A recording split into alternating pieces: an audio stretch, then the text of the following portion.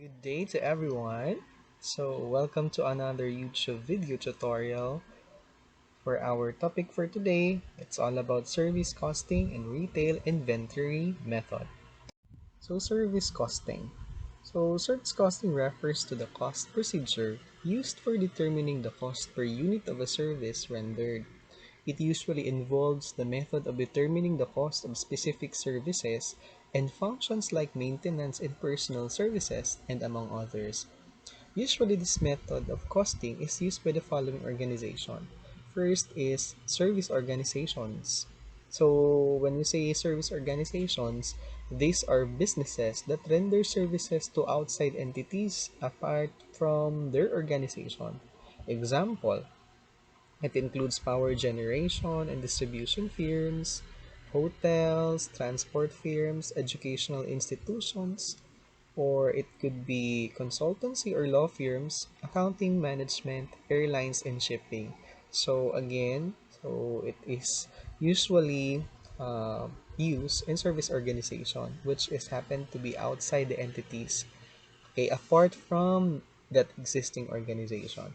Aside from service organization, it's also used for internal services. So these pertain to a division of an organization that renders services to other departments within the organization. So examples of this include hospitals, canteen, water supply, and maintenance services. Before we proceed to the problem, allow me to stress or emphasize one important features of service costing. Aside from the cost classification, which we were classifying it into variable or fixed, the one important thing that we need to know here is cost unit differs. Okay, so service organizations provide a wide variety of services. Okay, so that results to different cost units.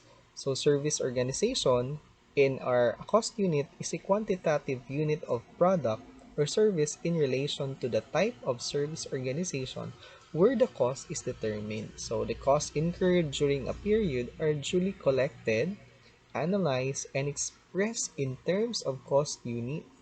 So here we have in the example, we have quintal as a unit of measure. Actually, quintal is a unit of measure wherein it is equivalent to 100 kilograms.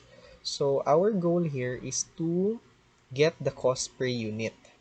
Okay, so we have an example. Scalar Logistics incurs a total cost of 38,000 in transporting goods from January 1 to January 7. The management desires to determine the cost per quintal or kilometer associated in the transport of their goods. So the following data is available. So we have different dates, and the different dates have different quantity, which is in quintal, and the transport distance of the every delivery.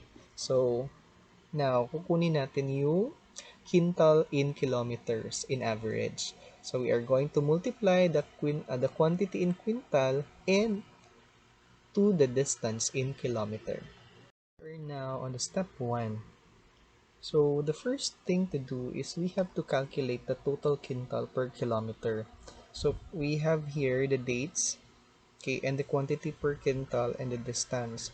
Now we are going to get the total of it by multiplying the quantity in quintal to the distance in kilometers. So that is 50 times 100, 100 times 200, 300 times 150, and 25 times 300. So yung total natin, on the right side, we have 5,000, 2,000, 4, 5, and 7, 5 on January 7. So if we are going to add the total, we are going to get 19,000 quintal per kilometer. So this 19,000 per quintal kilometer will be used on our step number 2. So the step 2 is we have to calculate for the cost associated per quintal using the formula. So to get the cost per quintal kilometer, so we have to get the total cost. The problem, it was stated that the total cost is 38,000. So, therefore, our total quintal per kilometer is nakuha na natin during the step 1. So, 38,000 divided by the 19,000 quintal per kilometer. So our cost per quintal kilometer is 2 pesos. So there you have it. That's how you are going to solve service costing.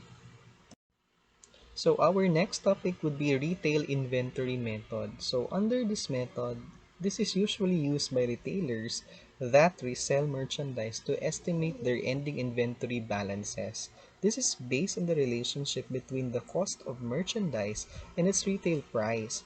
Although the retail inventory method is a quick and easy way to determine and approximate ending inventory balance.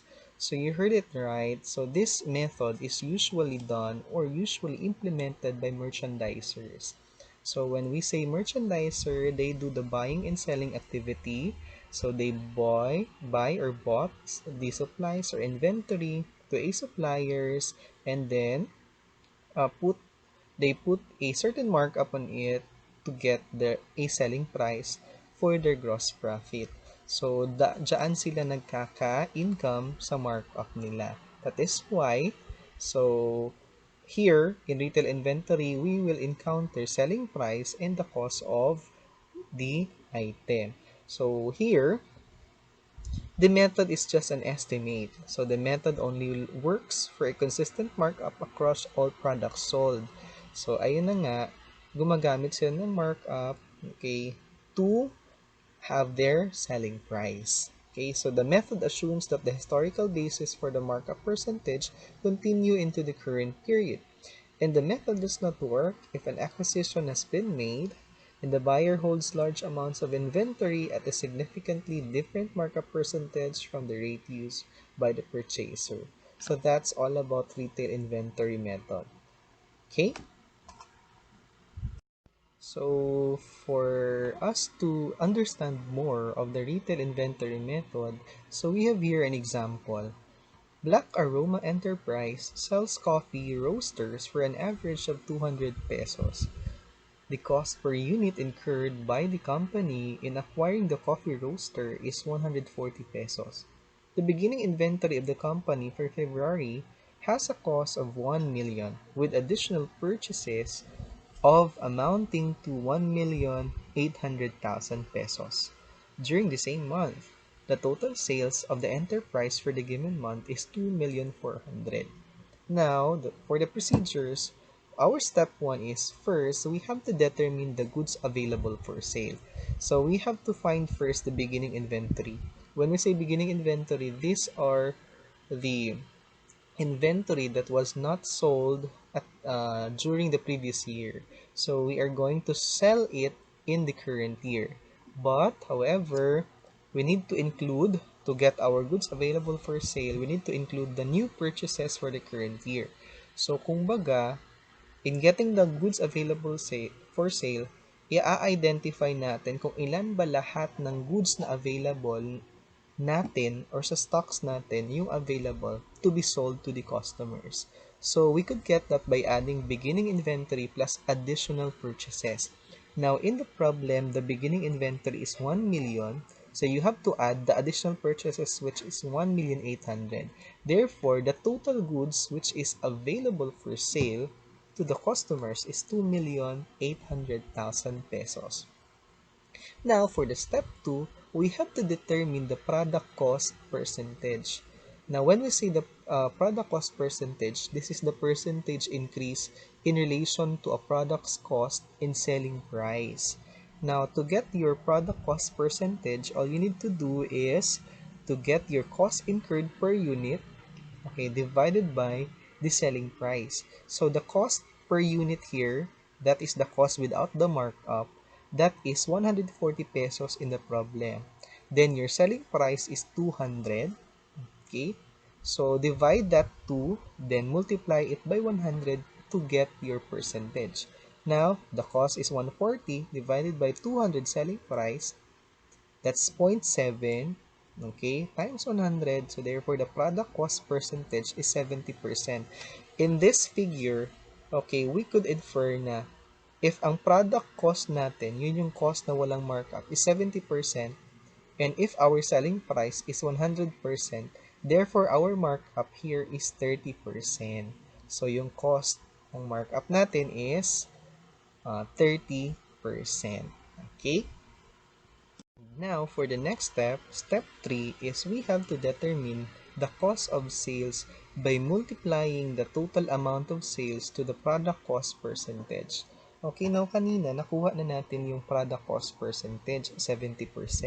As I told you, okay, so ang selling price natin is 100%, so therefore the 30% is the markup. Now, in the problem, our sales is 2,400,000 pesos. So, if the 2,400,000 pesos is the 100%, and if our cost product percentage is 70%, how much will be the 70% of 2,400,000? So, that will be our answer for the step 3. So, that is why if you are going to get your sales cost, or other term yan is cost of goods sold, so total amount of sales times product cost percentage. Now, our sales is 2,400,000. Multiply it by the 70%. Therefore, our sales cost or cost of goods sold is 1,680,000 pesos. Therefore, if we are going to deduct our sales from the cost of sales, we are now getting our gross income. And gross income is actually our markup. Okay, so that's an additional information to all of you guys. Now for the step 4, calculate the cost of ending inventory. Now, in getting the cost of ending inventory, we let's just review or recap. Our step 1 is kinuha natin yung cost of goods sold, cost of available for sale. Okay?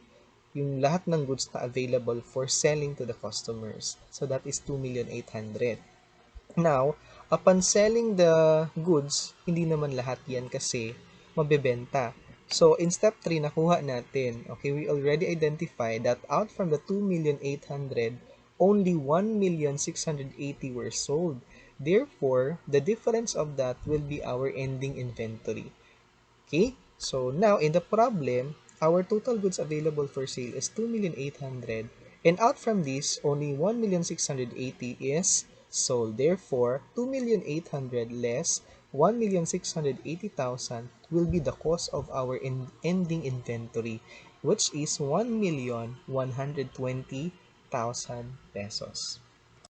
So, to continue, allow me to have a short discussion first on the sales markdown kasi this will be in relation to step number 5.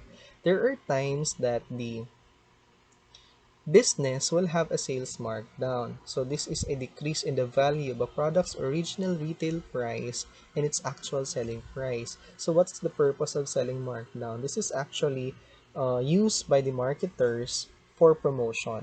Okay?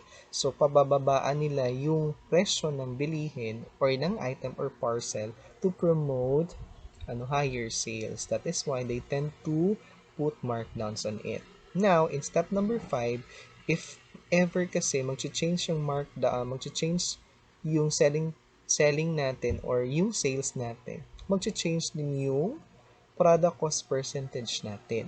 So therefore, in step number 5, if ever there is a markdown, we have to identify the new product cost percentage. If an accumulated markdown promo amounting to 50,000 was given to the customers for the said month. Now, before we solve the product cost percentage, isosolve muna natin yung bagong selling amount. Kasi nga, di ba, from the sales na 2,400,000, 50,000 of which was sales markdown. Therefore, bababa yung sales natin or magde-decrease. From 2,400,000, it will be lessened by 50,000 pesos. Therefore, our selling amount here, because of the sales markdown, is amounted to 2,350,000 pesos. Now, if we have this one selling amount na equivalent to 2,350,000 pesos, we can now solve the product cost percentage or the new percentage. Now, same formula pa din, sales cost divided by the selling amount times 100. Okay, so our sales cost is 1,680 that was sold previously, but our selling amount is nag-change because of the markdown. So 1,680,000 divided by 2,350,000 pesos. So that is 0.715. So we have to multiply to 100 to get the product cost percentage. And our new product cost percentage is 71.5%. So that's how you are going to solve retail inventory method. Now we are done with the discussion, so you can now solve your activities given to you. So thank you so much for listening and see you next meeting for our next tutorial.